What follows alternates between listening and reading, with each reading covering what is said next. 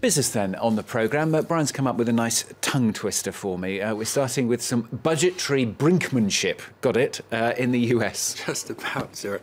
The US congressional leaders are rushing to try and negotiate a deal to fund the government through the rest of the year. If no deal is reached by midnight on Friday, federal funds will halt and hundreds of thousands of government employees will be temporarily laid off.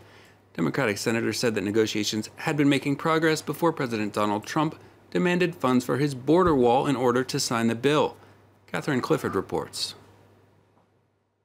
Congress must agree on a budget plan before Friday, or face ending Trump's first 100 days in office on a US government shutdown. This would mean sending hundreds of thousands of federal employees on unpaid leave and disrupting businesses, as a result angering the electorate. But despite these stakes, Trump took to Twitter to push financing a down payment on his border wall with Mexico, a no-go for the Democrats, as a top priority. He wrote, "The wall is a very important tool in stopping drugs from pouring into our country and poisoning our youth and many others. If the wall is not built, which it will be, the drug situation will never be fixed the way it should be." Experts estimate it would cost up to $25 billion, while Trump puts the figure at less than $10 billion. Senate Democratic leader Chuck Schumer said negotiations had been going well until the White House began demanding funds for the wall. The Trump administration has not shown us any specific plans about how and where the wall will be built. How high will it be? This is just the 2017 budget.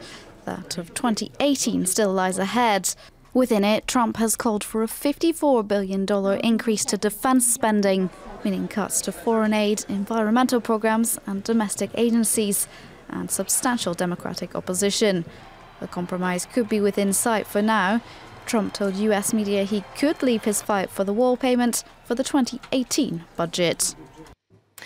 Now, of course, saw the markets reacting very favourably to Emmanuel Macron's first-place finish on Sunday. They're managing to sustain that enthusiasm, Brian?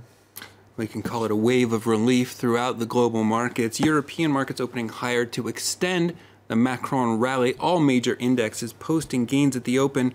The euro saw a big bump yesterday, gaining 1.3%. It's managed to hold on to most of those gains so far, falling back just slightly to $1.08. Asia still seeing the benefits as well. South Korea's Kospi index hit a 2-year high earlier in today's session. It's up over 1%. The Nikkei also on a roll. It's up almost 0.11 after a big session yesterday. Shanghai Composite had a rough day yesterday. It's up slightly today, as China's Ministry of Human Resources claims the country gained over 3 million jobs so far this year.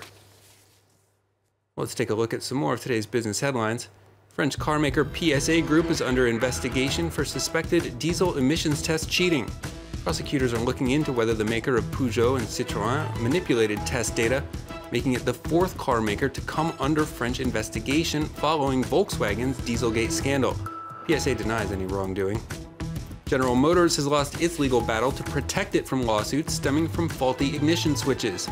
The American automaker had hoped to appeal to the U.S. Supreme Court to argue that it was protected from suits by its 2009 bankruptcy.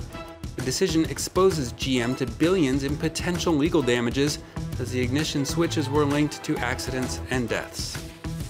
And the United States is planning to levy import duties of around 20% on Canadian lumber. The anti-subsidy tax will affect over $5.5 billion worth of construction material. It comes as the U.S. is also looking into measures to protect its domestic steel industry from Chinese imports. The import duty is raising trade tensions as the U.S. prepares to renegotiate the North American Free Trade Agreement with Canada and Mexico. I'm so looking forward to seeing the pictures in this next story. It seems like the year is of the flying car this year. They keep coming out one after another. They There's do. a flying taxi in Germany, and now this one. For ages, we've all been saying, we're living in the future, where's the flying cars? All prototypes popping up left and right. Now, Silicon Valley flying car startup Kitty Hawk has revealed what they call their personal flying machine. Obviously not quite a flying car. It looks more like a giant drone to me. It's a single-seat aircraft with pontoons and a webbed platform meant to be used over water. The company, which is backed by Google co-founder Larry Page, says no pilot's license is needed and just 2 hours of training. They expect it to go on sale at the end of 2017.